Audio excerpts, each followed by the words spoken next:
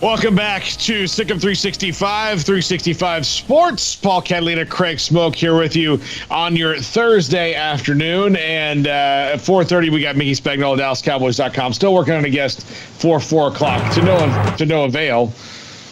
That was a lot, Armstrong. It scared me. I don't know if you saw me jump there in the screen there, but we teased this since yesterday.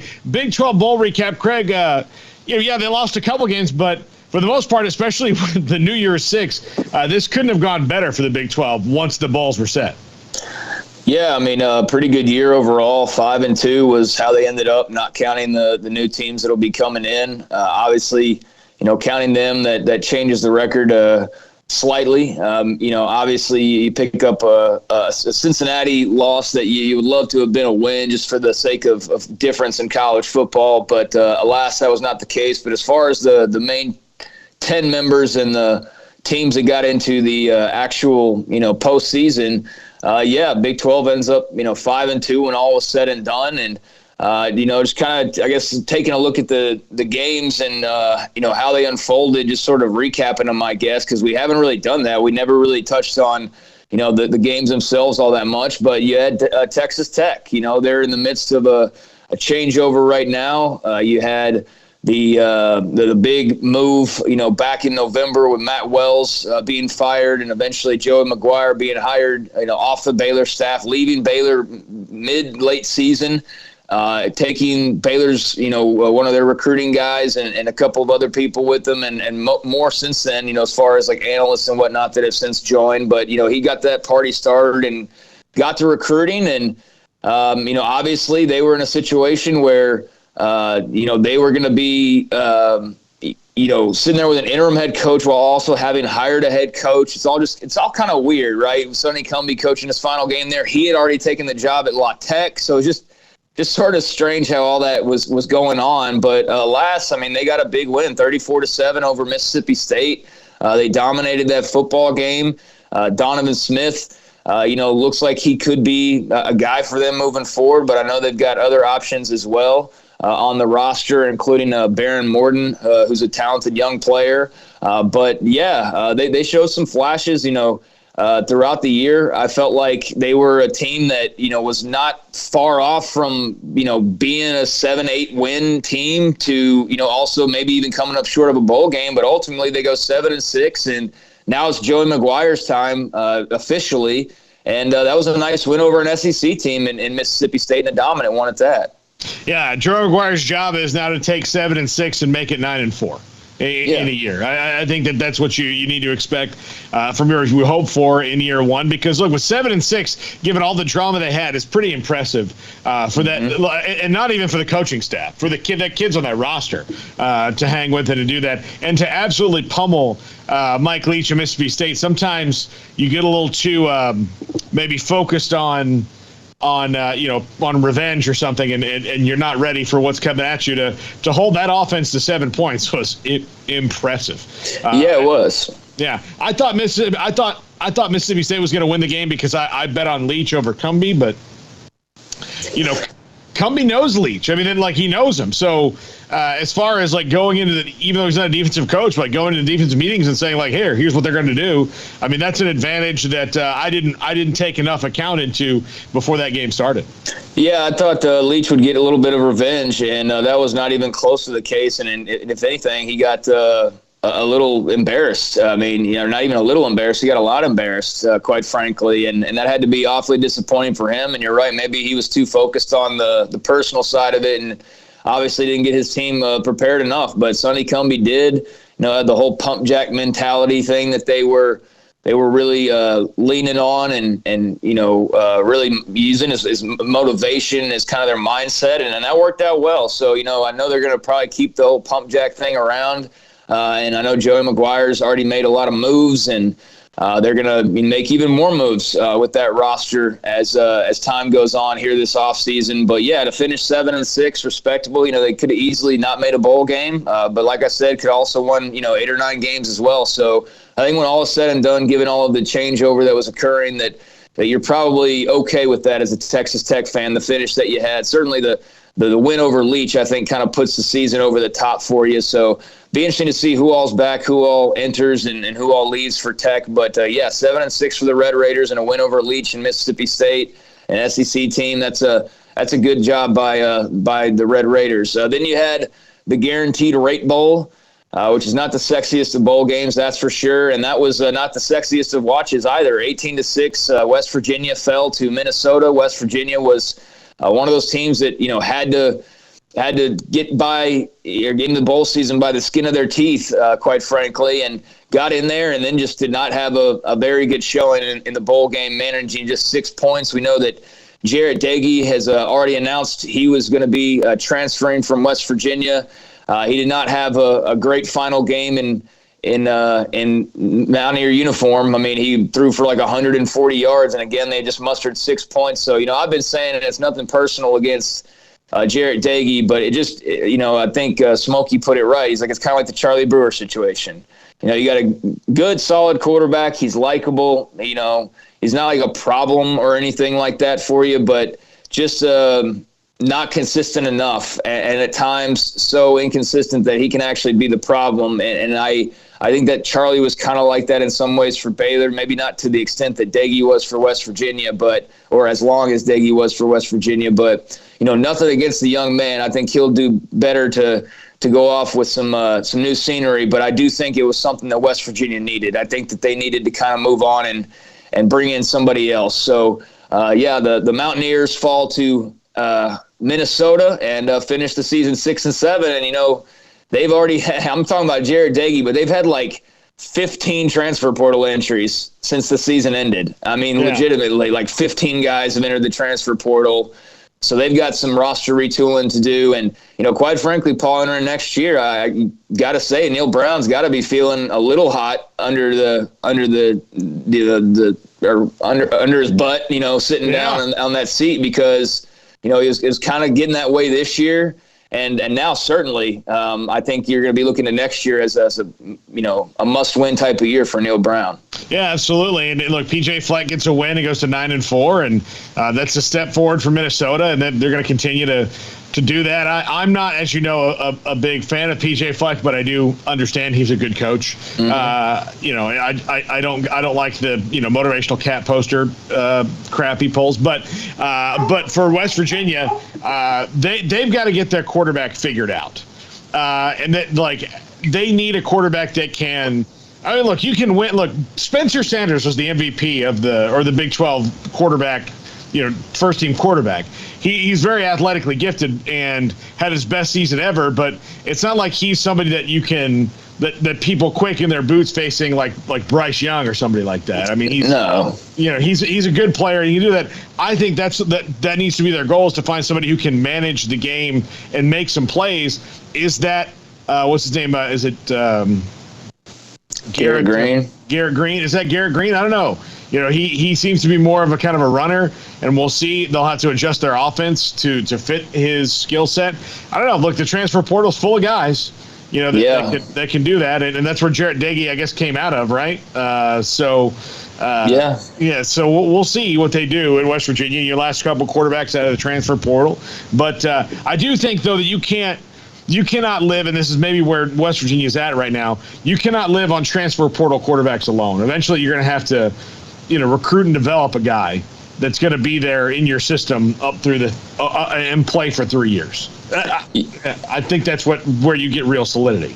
Yeah, I mean, they're going to have to hit the transfer portal just simply to replace numbers. I mean, they can't recruit losing 15 guys or whatever the number is actually now in the transfer portal. But, I mean, ultimately, guys like Winston Wright move on as well, and there's a bunch of others. But, I think that I still think that Neil Brown's a good coach, and I'm just curious to see what kind of moves he makes, because they're kind of in a no man's land right now as far as the Big 12 goes. They're not a bottom team, but they're clearly not a top team either. They're just kind of a middle team, and I don't know how much of an identity they really have right now.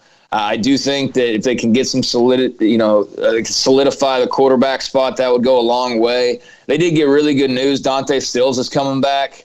So that's huge, huge news for them, obviously, to get him back when so many guys are leaving. He's going to be taking advantage of that fifth season. So he's coming back. And who else? They had another defender that's coming back. Who was that? Yeah, Josh Chandler Semedo. So they've had not all bad news, but certainly a lot to change up there in West Virginia. So yeah, they finished 6-7. Then you had the Alamo Bowl, Oklahoma. Bob Stoops back in the saddle for one last ride. Gets to watch his son catch a touchdown and gets to kind of pass the torch to Brent Venables in the post game, or pass the visor, so to speak. Maybe the last game we saw Caleb Williams in Crimson and Cream certainly feels that way. Last time we saw, guys like Kennedy Brooks suiting up for Oklahoma. They've also been hit, hard by not only just transfers, a boatload of those, but, guys declaring for the NFL as well. Like nearly 10 guys are, it seems like off to the NFL for the Sooners. So a lot of turnover there on the roster. But, Brent Venables is coming. He's made some really good hires. I know he's still filling out that staff. Got the big hire, I guess it was yesterday, from Clemson. And I think he's going to have a really good staff when all is said and done. The Levy offense should remain effective. They've brought in Dylan Gabriel at quarterback. So we at least know that there's one piece of the quarterback room that's solidified for next year. And then who knows who else they might go out and get. But just in terms of bringing the Lincoln Riley era to a close, so to speak, or ending it on a good note with Bob Stoops. I don't think Oklahoma, given the very tumultuous roller coaster year they had, could have had any better of an ending given the circumstances than what they got in the Alamo Bowl and that 47-32 win over Oregon. I know Oregon was shorthanded a bit, but we could say that in about every single bowl game, pretty much. So, nice win for the Sooners. Finished 11-2. And for that to be like the worst year ever or whatever, and for it still be 11-2, that's not too bad at all. And I think you had to be happy as an Oklahoma fan just to see that team all the way through and to see them finish the way they did. The vibe or the message that I got, or that you should have all gotten from Bob Stoops' press conference, is like, look, some weird stuff just happened. When he took over as the interim coach, some weird stuff just happened. Clearly, no one was ready for it. But this is still Oklahoma. This is still Boomer Sooner, Crimson and Cream. This is still 6 national titles and, a litany of conference titles and all that. This is still Oklahoma. And the bowl game was just proving that. Like, here you go. This is still Oklahoma. Good luck stopping it. And that was kind of a message. I think that was not just great for the team, but for the fan base to go, oh, okay. This whole thing isn't just Lincoln Riley. It isn't just Lincoln. And look, they've got some things to overcome, and next year's probably going to be, again, not what they're used to. But I just, given what they are and what they've been, I don't see a big of a drop-off when you've made the hires you had in Venables and Levy and everybody else. I just don't. Yeah, and let me correct you, 7 national titles. 7 Heisman Trophy winners. Yeah. So that's pretty... Yeah, pretty crazy. Yeah, I remember somebody asked him a question, and that was his kind of answer. He's like, "What? Like, did the building change? Like, nothing changed. Like, nothing. Like, see the trophies in the hallway on the way into the room." And I think too, when you line up all those those national championship trophies, like that's really impressive to look at. But I think you line up like 7 Heisman trophies, and that's like a whole nother thing. Like the national titles are obviously more important. But when you can sit there and line up 7 Heisman trophies next to each other, and like 3 of them have happened 2 of them have happened in the last 5 years, that's Lincoln Riley though too. Like he brought the Kyler Murray Heisman and he brought the Baker Mayfield Heisman and a lot of fun, but none of those national title trophies. And Stoops himself only brought one of those. That's really the only thing that's really been missing from the program. They won the conference so many times, but that national title, getting number 8, that chase for 8, so to speak, has been eluding them for quite some time now, even though they've had a bunch of cracks at it. So we'll see. Maybe Brent Venables is the guy that can ultimately put them over the top, but I'm excited to see kind of how they retool that roster. The Gabriel move's obviously very interesting. Whatever else they decide to do on offense with Levy in control will be interesting as well. But they got a lot to replace, that's for sure. And, I thought overall Oklahoma not being in the Big 12 title game for the first time in forever was weird and all of that, but it just kind of goes along with the season. But still, 11-2, you get a nice win over Oregon and a feel-good moment with Bob Stoops. And that was a good year overall for the Sooners. So they provided the Big 12 with one of their wins. But the second loss, told you about West Virginia, but that was Iowa State falling to Clemson 20-13 in the Cheez-It Bowl.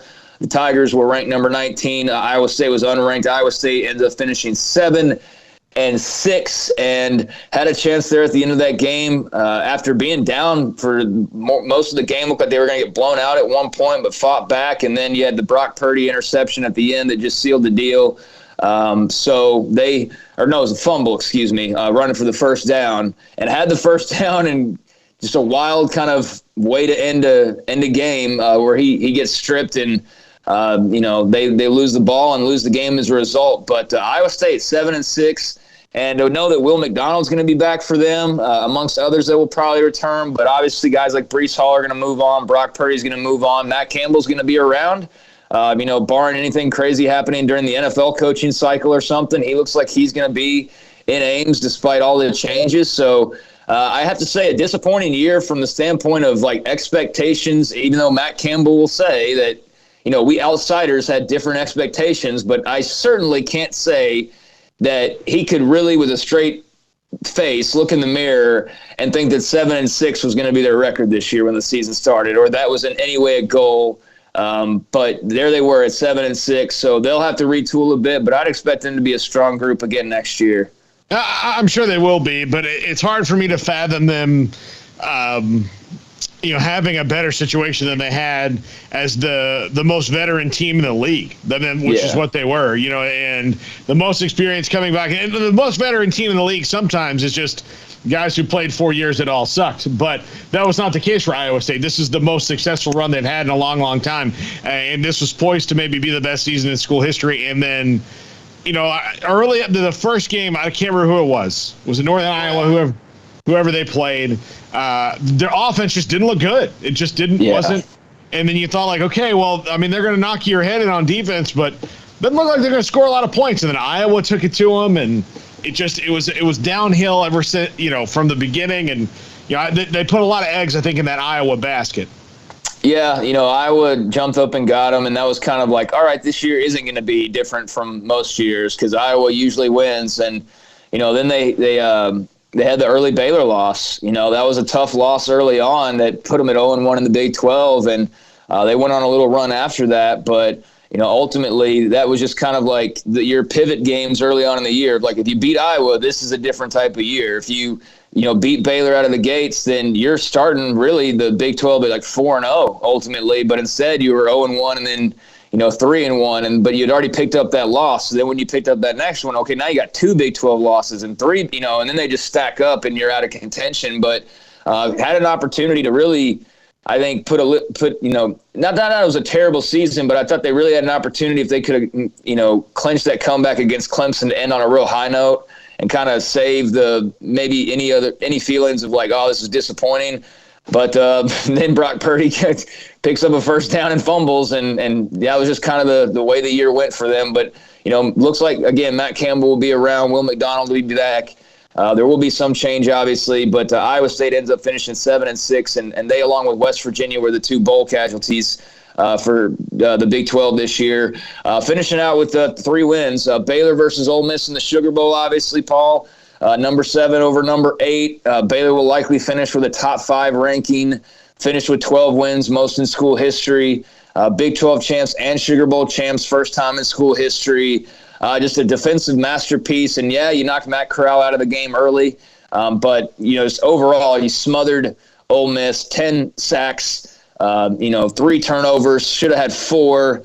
And once they got that second touchdown, once they had Al Walcott, thankfully, with that pick 6 early on in the game. But then when they got that second touchdown, that was all they would end up needing. End up winning 21-7. And Abram Smith breaks the school rushing record, single-season rushing record. And I could go on and on about the accomplishments, but the greatest Baylor team in history on paper, and there's no debating that. You can debate the talent level, but there's no denying that they are the most accomplished Baylor team in history. So, I'd have to say thumbs up on Baylor's 2021 season. Yeah, and it's saying something that 21-7 I think about the score, and you think, well, that's a close game. And for the most part, it was. But in the fourth quarter, when it's 14-7, it felt like it was 41-7. I mean, that's how good that defense was and how overmatched Ole Miss was on that night. And, the breaks all, for the most part, went Baylor's way when they had to. And and their defense just having the kind of confidence in your defense to go for it on fourth and whatever at your own 38, and then know that you're not going to give up points was what Dave Aranda, I don't think people understood until that game, was like, that's why he did it all the time. Yeah. It's not because he was confident in the offense necessarily, which he was. It was that he wasn't worried that the defense was going to react poorly. A lot of times coaches won't go for it because you can't, I can't put these guys back out there. They're up against it. We're going to have to punt and maybe give them a better opportunity to go down the field. And look, in the Big 12 championship, going for it on fourth down almost burned him. I mean, almost burned him for the whole game. But he knew the defense all year long was good enough to get the ball in minus territory, or not get the ball, but give up the ball in the minus territory, and 3 points was about the threshold. And that was kind of how I felt against Ole Miss, and an offense that was fantastic, high-flying offense. So, yeah, I mean, I think, you can say, what if Matt Corral played, and that's whatever. I still think Baylor wins that football game. I mean, that's the type of year that they had, and they did what a lot of other teams that were as good, if not maybe a little bit better, were unable to do. And that's win the Big 12 and then actually follow it up with a meaningful bowl win against a meaningful opponent. And it wasn't the empty feeling of the Fiesta Bowl or the Cotton Bowl or, the multiple times Baylor had a chance to kind of cap something off and came up just short. So, yeah, great year, all-time best year in school history, 12-2. You can't be mad at that. Also on January 1st, we had Oklahoma State with a terrific come-from-behind victory, down 28-14 at the half. Had a huge third quarter to put themselves back into that game, and then ultimately win by 2 in the Fiesta Bowl. Huge win for Mike Gundy. Great game for Spencer Sanders. Oklahoma State's going to finish top 10 and borderline, I think, right there on the edge of top 5-ish with that win over number 5 Notre Dame. I'm curious to see, obviously, what changes occur at Oklahoma State. I mean, a big one's going to be Jim Knowles is gone. I mean, that's the huge one, is that he's no longer going to be running that defense as he goes to take over the Ohio State defense. But, they'll have a lot of talented guys back. They had some really young players that contributed this year. So very curious to see kind of how they build off of this. But Gundy and company with a historic year and 12 wins. And, obviously the disappointment of that Big 12 championship game and the what if that forever and ever will be out there of, how that final, how that goal line stand, that fourth down stop could have gone differently. But ultimately, they finished with 12 wins in a Fiesta Bowl. So I think you got to be pretty happy about that if you're the Pokes. Yeah, absolutely. I mean, look, I know that, disappointing that you didn't win the Big 12 title. But, look, you were in the game. I mean, you're in the game, which neither Baylor or Oklahoma State had been, for forever. Baylor never. Oklahoma State, one other time, right, in the Big 12 championship game or at all? I think in the previous era, yeah. Yeah, in the previous era. So in the new era, neither of them had been in it. And I think what the other thing says about if you look at the 3 games we've talked about for the top teams in the Big 12, all right, so you're telling me the top 3 in the Big 12 is 11-2, and its losses were to the top 2 teams. So Oklahoma, as much as this was a down year, did not have a bad loss. Baylor had a bad loss, and Oklahoma State lost to a 7-6 team in Iowa State. So to me, the Big 12 right now, I mean, of course, Oklahoma's leaving, but that's a heck of a finish where you're 12-2, 12-2, 11-2 at the top. And shows you what the league really was. Now, granted, it didn't have the rolling ball of PR goo that is the SEC, but heck, I mean, that's a pretty damn good year for the conference when your top 3 teams are that. Oh, yeah. I mean, you could have been the Pac-12. You could have been much worse. You could have been a variety of other conferences. I mean, if at worst you were like the 3rd best conference in the country this year. So I think you'll take that all the time. I guess you could say the SEC would have been 1, obviously, with the national title game being what it is. And then I guess you could argue maybe the Big 10, with Ohio State and Michigan State, et cetera.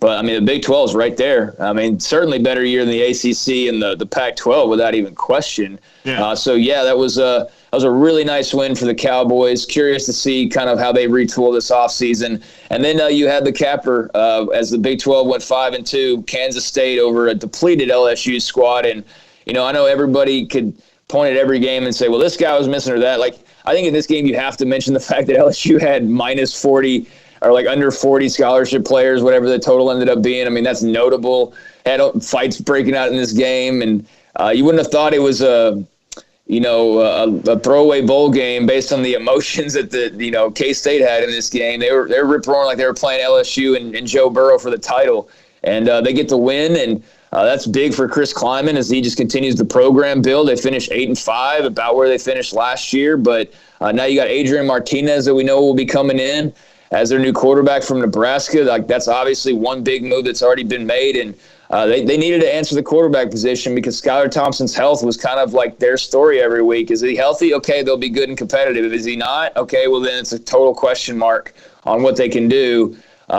Deuce Vaughn should be back, which is massive. And Martinez, maybe it all takes a change of scenery. You cannot deny the guy's talent level. It's just the decision-making and the ball protection that's awful. But if he can work on that a little bit, I mean, that dude could go in that K-State offense and tear some things up and be explosive. So I'm very interested to see their offseason as well. I mean, I am for all these teams, but K-State right there on that, 8-win mark, not far from, turning that into 9 or 10. And that's obviously a big deal. And even though it was a not a typical LSU squad, I mean, it's still a game where you can say, hey, we beat LSU. We got to win over the SEC, and we got a Texas Bowl trophy. So thought it was a nice way for K-State to close out the year. And, that's how the Big 12 bowl season would wrap up. Any thoughts on K-State?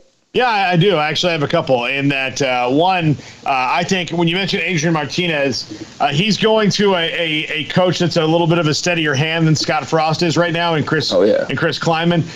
I'm not trying to dig on Scott Frost. He has enough problems without me digging on it. But the basic thing is, like, he trusted Adrian Martinez to run the offense that Mackenzie Milton was running at UCF, and they're not the same guy. They're not the same. They don't have the same, here. Mm-hmm. But what I think Chris Kleiman will do with Adrian Martinez is make him run this offense and keep him, like, for better or worse, keep him in the box a little bit. Like, keep him in, like, here's what you need to do, which then means when he can make those big plays, there'll be that much more because he's not going to be turning the ball over. I will make a bold prediction. Even if he's not all world and all Big 12 next year, Adrian Martinez will have less turnovers with Chris Kleiman than he will with Scott Frost. Bottom line. Yeah, I think that's probably a very fair bet. Yeah, I would go with that bet, no doubt. I definitely would. So I'm with you on him being a better player coming up in Manhattan than he was in Lincoln. I think that could potentially be one of those moves you look back on and go, whoa, like that was bigger than what maybe we thought. And also it could be just more of the same, and that would be disastrous because that means you're probably losing 2 or 3 games just based on his decision making. But regardless, he does make it interesting, and they don't have to be so worried about, like, oh my gosh, one guy gets hurt and we're totally screwed like they have been the last couple of years. And then just in terms of, outside of that, I mean, the American ends up going 3-1, and amongst those wins, you had new Big 12 team Houston. They cap off a 12-2 year. They're going to finish in the top 20, and they beat Auburn 17-13. So that was a massive win. Dana Holgerson really did a nice job this year. There's no question. You had Cincinnati obviously falling in the Cotton Bowl to Alabama 27-6. I mean, that was what it was. Cincy, I would love to have seen if they could have gotten that muff punt early on, like how maybe that could have changed the tide, so to speak. But I mean, Alabama was clearly the better team in that game, and they might very well be national champions once again when it's all said and done. But Houston got a win. Cincy fell. You also had UCF getting a win, another new Big 12 school. So they finished 9-4. They kind of had an up and down year at times, but they get a win over Florida in the Gasparilla Bowl, 29-17. So that was big time for UCF to close out like that as well. Some of the new members of the Big 12, Cincy, if they could have won that game, that playoff game, that would have been just incredibly massive, but unfortunately just not able to get that done. And then you had BYU in the Independence Bowl, unfortunately falling to UAB 31-28. A little bit disappointing to fall to the Blazers, but, you know, it is what it is. So, yeah, kind of 500, I guess, for the new four coming in. But overall, really good bowl year. And I think you look at those other four and you say, like, hey, they all ended up in bowl games. They won them in a couple cases and had maybe a good finish to the year. And, you know, even BYU, even though they didn't win theirs, you still feel great about them coming in. So all in all, I mean, the current Big 12 or even the new Big 12 looks good as far as bowl season went. The Independence Bowl is a weird bowl to me. BYU played in that one, right? In the Independence. And so the Independence Bowl has always been weird to me. If you look at that, the better team in that usually is kind of, and I'm not using the disappointed excuse, but the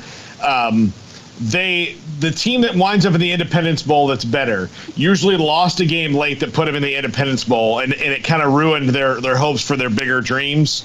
And then the second team that gets in there, like a UAB, is just thrilled to be there and fired up. Like they ain't on a high note. That just seems to be that time that one of the teams that comes in that you would think is better ends on a bit of a low note, and the other team ends on a high note, and you get them. But BYU, I mean, their season was a tale of three seasons, really. It was a 5-0 start. It was 2 losses in a row, and it was a 5-0 finish. Yeah. And, you know, that's how their season went. And then ultimately that bowl game loss. So they still finished with 10 wins, you know, 10-3. But, yeah, had those back-to-backs with Boise and Baylor. And then unfortunately lost to UAB. But yeah, there's kind of trends like that with certain bowl games. And obviously, Kalani Sitake signed that contract extension. That's huge news. So, yeah, I mean, it's still a waiting game for the new four to join, but I thought they represented themselves pretty well in the postseason, just like the current members did. And I think it's all going to shape up here in a few years for what should be a pretty good conference, although, you know, let's see what tomorrow looks like before predicting, you know, 2 or 3 years from now, but still a good showing across the board. Yeah. When we come back, we'll get into